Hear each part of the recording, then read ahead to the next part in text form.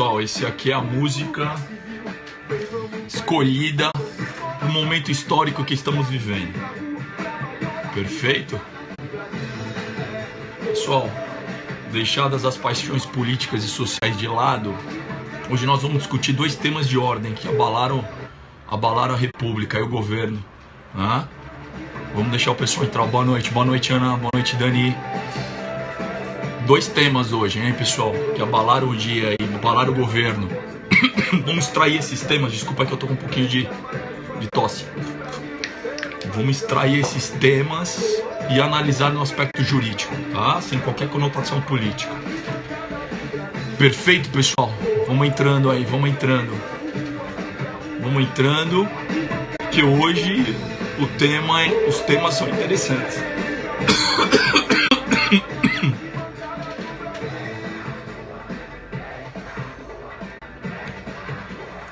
Hoje o tema é interessante, hein, pessoal? Vamos lá.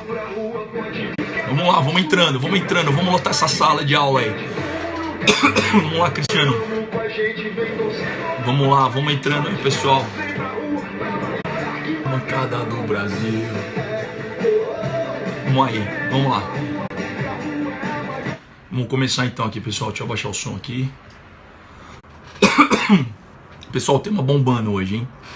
Dois temas de ordem que abalaram aqui o governo sobre obstrução da justiça e interceptação telefônica da conversa entre Lula e Dilma. Vamos analisar isso no aspecto jurídico, sem qualquer paixão, sem qualquer conotação política, não. Aspecto jurídico, analisar esse tema, trazer isso para vocês, para o seu concurso, para você fixar a matéria, aproveitar esses casos, você fixar essa matéria. Vamos começar por obstrução da justiça, tá? Dois temas, obstrução da justiça e interceptação telefônica da conversa entre Lula e Dilma. Pessoal, peço desculpa que minha garganta está muito ruim. Tô precisando um pouco de descansar. Vamos lá. Obstrução da justiça. Existe esse crime, obstrução da justiça? Muito se comentou hoje em relação à obstrução da justiça. Tem alguma tipificação no Código Penal ou legislação penal especial sobre obstrução da justiça? Não, esse nome iuris, esse nome jurídico não existe. Obstrução da justiça. Vamos lá. Esse nome jurídico, obstrução da justiça, ele aparece em alguns tratados internacionais que o Brasil é signatário. O principal deles, o instrumento de apoio, o alicerce, que deu até a base legal, né, numa ordem internacional de apoio à Operação Lava Jato. Convenção de Mérida. Convenção de Mérida. Por que Convenção de Mérida? Porque é uma convenção das Nações Unidas, elaborada pela Organização das Nações Unidas, em 2003 e assinado em Mérida. E onde é Mérida? México, estado de Yucatán, sudoeste do México, Mérida. Esse é um instrumento internacional muito importante que o Brasil foi signatário em 2003. A Convenção de Mérida, ela foi assinada em 2003, né? Foi elaborada pela ONU em 2003, no começo de 2003, o Brasil foi signatário em 2003. E ele internalizou, ele recepcionou no ordenamento jurídico, através de um decreto executivo, 5.687 de 2006. Está lá no artigo 25. O Brasil é signatário.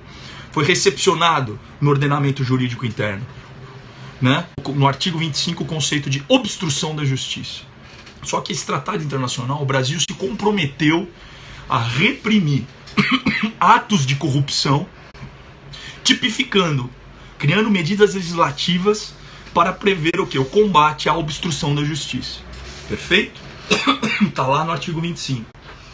Ocorre que ele recepcionou isso, ele recepcionou no ordenamento jurídico interno, que é o compromisso de combater a obstrução da justiça. Está lá na Convenção de Mérida. O Brasil é signatário. Decreto 5.687, 31 de janeiro de 2006.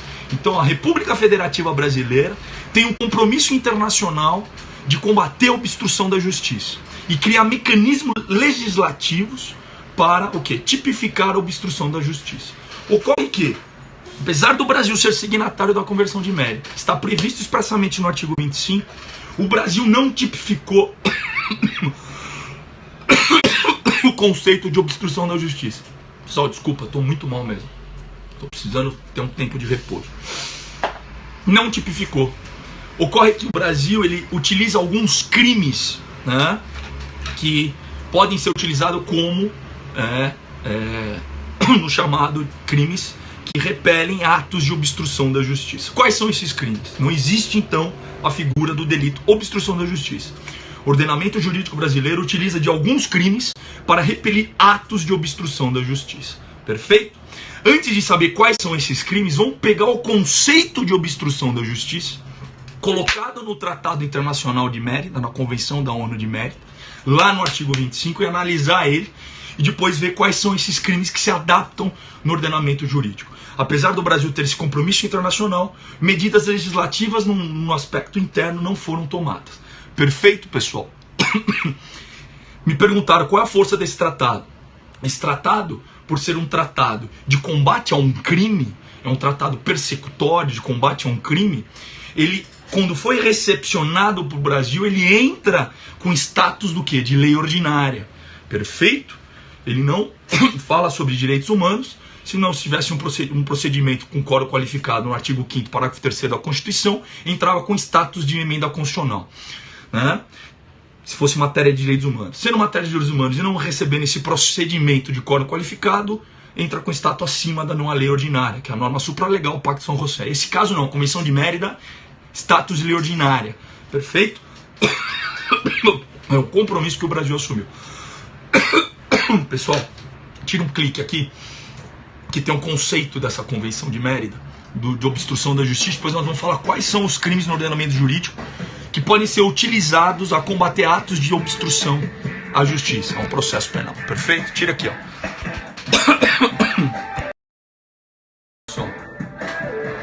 Dá pra ver ou não? Tira um print aí, pessoal.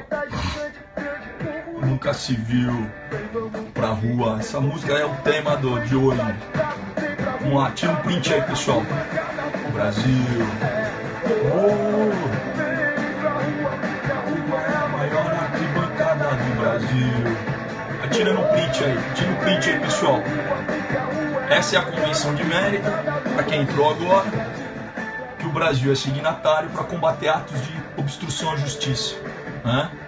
Cujo objeto é reprimir atos de corrupção. Perfeito? Perfeito? Gostou da trilha? Também.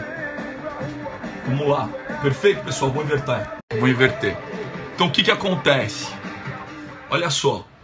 Quando você pega o artigo 25, a linha A, e analisa o conceito de obstrução da justiça colocado pela ONU na Convenção de Mérida, que o Brasil foi signatário e recepcionou no ordenamento jurídico, ele fala uso de força física, uso de ameaça, uso de intimidação, uso de promessa ou oferecimento à concessão de um benefício para induzir o quê? Uma pessoa a prestar falso testemunho.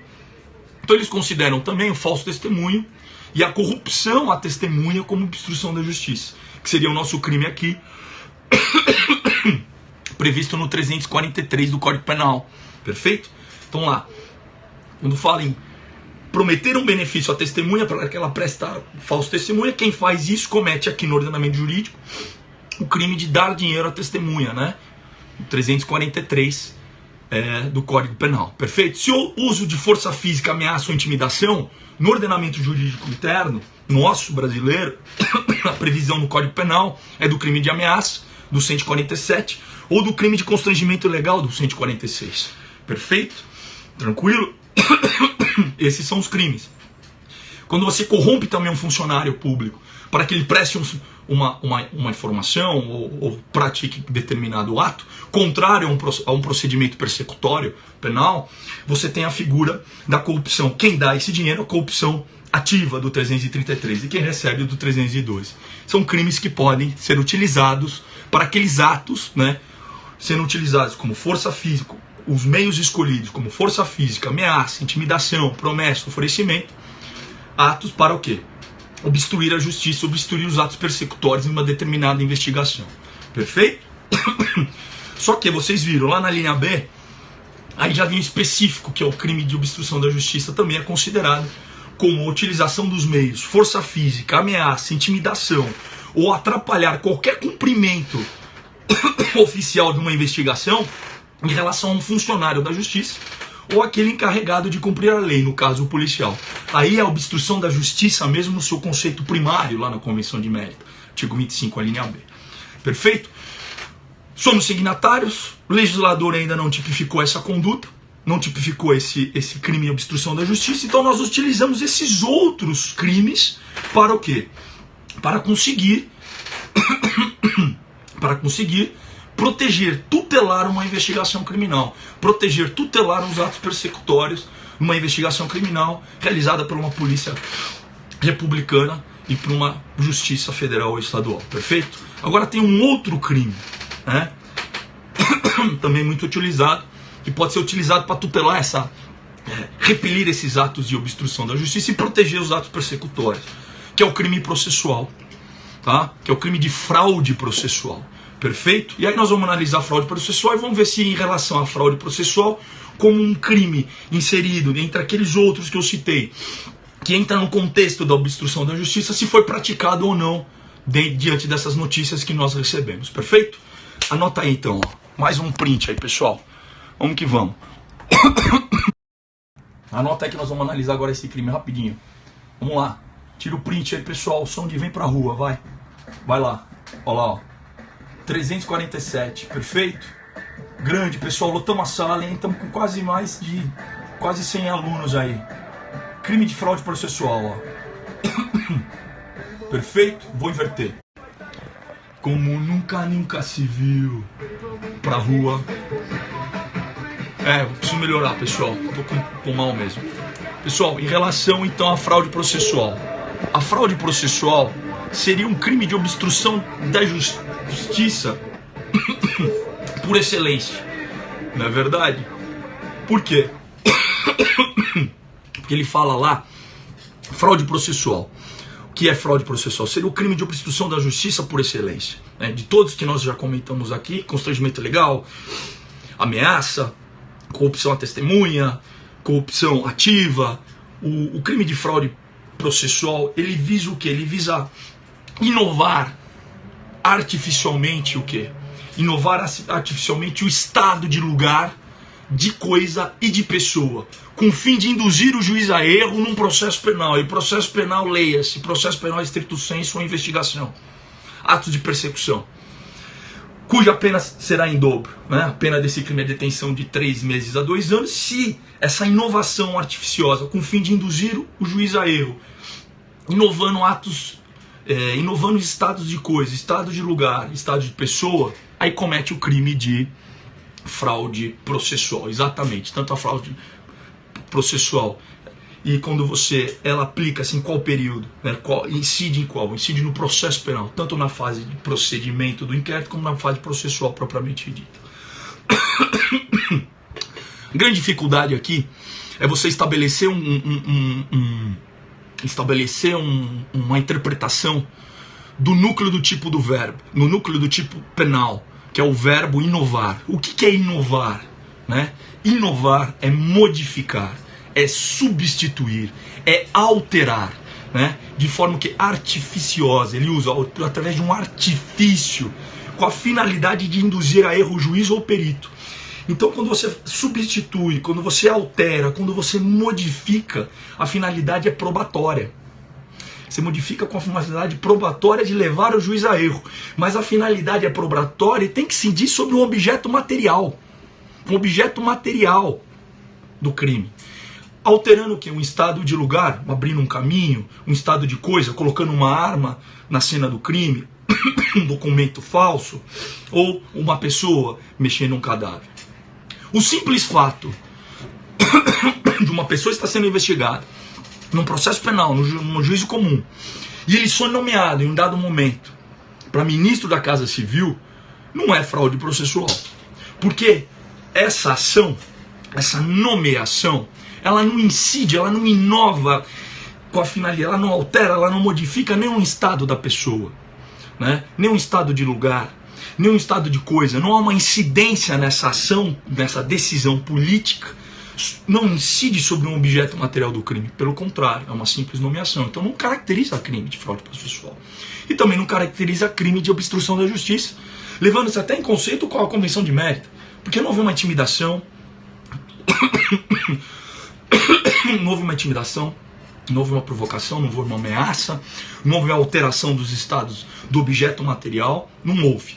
pode haver lá no futuro um fato muito grave, que é um ato de improbidade administrativa, praticada por quem o nomeou, desde que tenha a comprovação da prévia ciência dos crimes por ele praticados. Aí isso é outra história.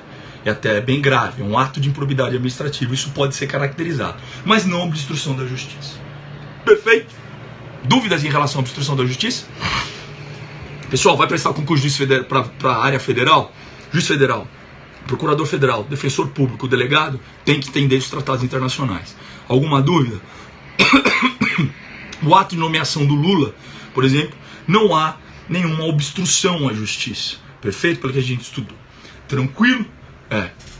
Não houve fraude, eu acabei de falar, pessoal. Depois eu vou subir pro YouTube e vocês dão uma olhada. Perfeito? Tirou. E agora, outro tema bombástico de ordem do dia. Interceptação telefônica. Fizeram uma interceptação telefônica da conversa entre o Lula e a Dilma. Perfeito? Primeiro, foi feita uma interceptação telefônica entre uma conversa do Lula e da Dilma. Foi específico entre o Lula e a Dilma? Então vamos lá. Lula até então não tinha foro e prerrogativa de função. Uma pessoa comum, um ex-presidente, não tem foro e prerrogativa de função, vai ser processado e julgado numa primeira instância, investigado, dependendo da natureza do crime, como está sendo, crime de natureza federal, pela Polícia Federal. Ele não tinha foro e prerrogativa de função. Dilma, presidente da República do Brasil, tem foro e prerrogativa de função, de acordo com a Constituição, artigo 102, inciso 1, a linha B. Perfeito? Ela tem foro. Professor, mas foi feita uma interceptação dessa conversa. Interceptação, ou seja, houve uma decisão judicial com base no artigo 5º, inciso 12 da Constituição Federal, e com base na lei, quem quiser anotar aí, a lei 9.296, de 96, então houve uma ordem judicial. Preenchendo os requisitos do artigo 2º, os 3 incisos, há indícios razoáveis de autoria e participação. Essa prova não poderia ser produzida por outro meio, poderia ser por termo de declaração, não tinha que ser feita a interceptação. E não era os crimes lá apenados, os crimes lá investigados, lavagem de dinheiro, crime de corrupção, crimes organizados, são todos crimes apenados com reclusão. Não são crimes de detenção nem prisão simples. Porque se fosse contravenção, se fosse crimes apenados com detenção, não poderia. Então houve uma ordem judicial. Essa ordem judicial para interceptação foi do investigado Luiz Inácio Lula da Silva. Ele estava sendo interceptado pela Polícia Federal.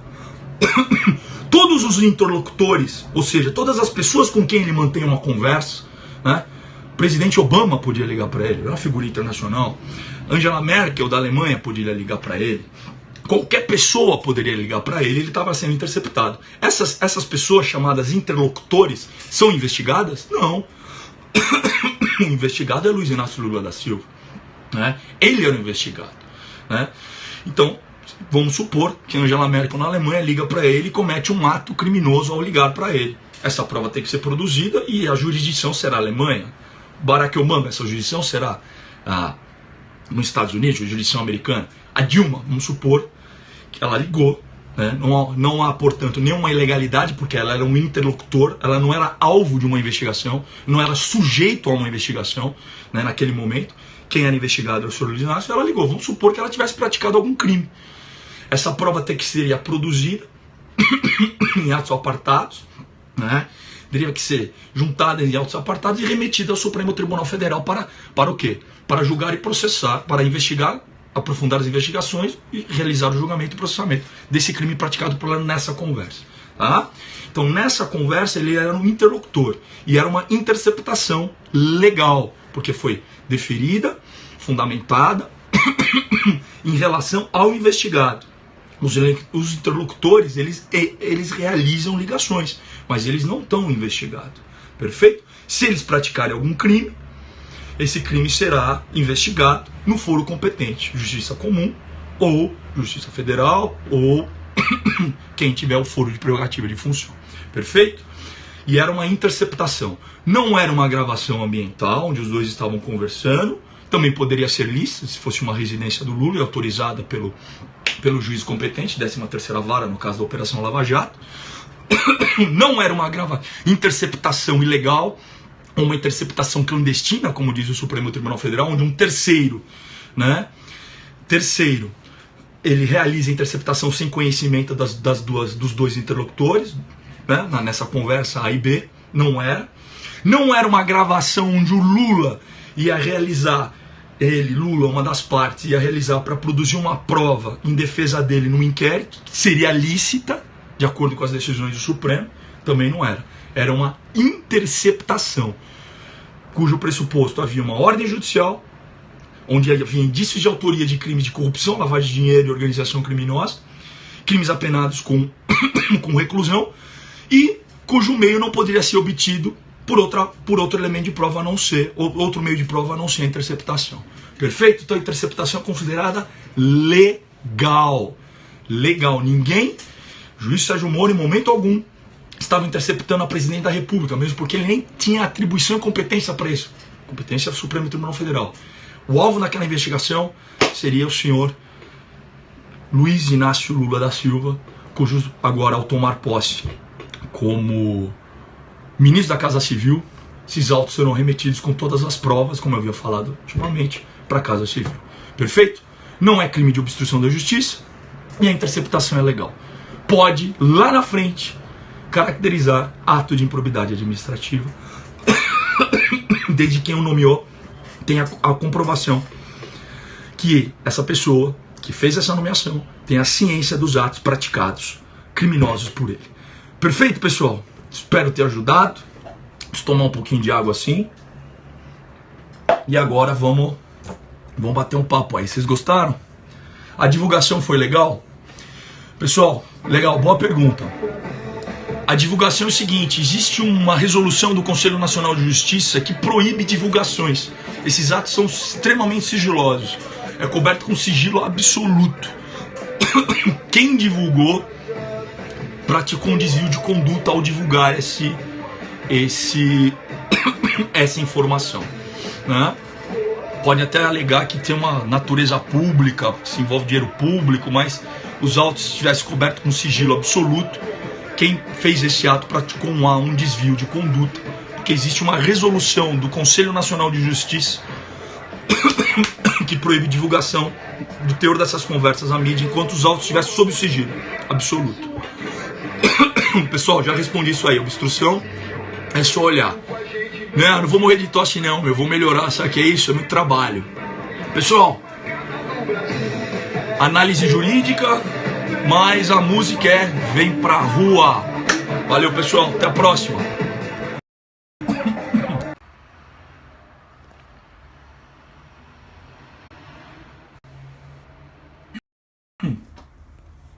Valeu, pessoal. 130, 120. Até a próxima, pessoal. Vamos lá. Vou subir pro YouTube, tá?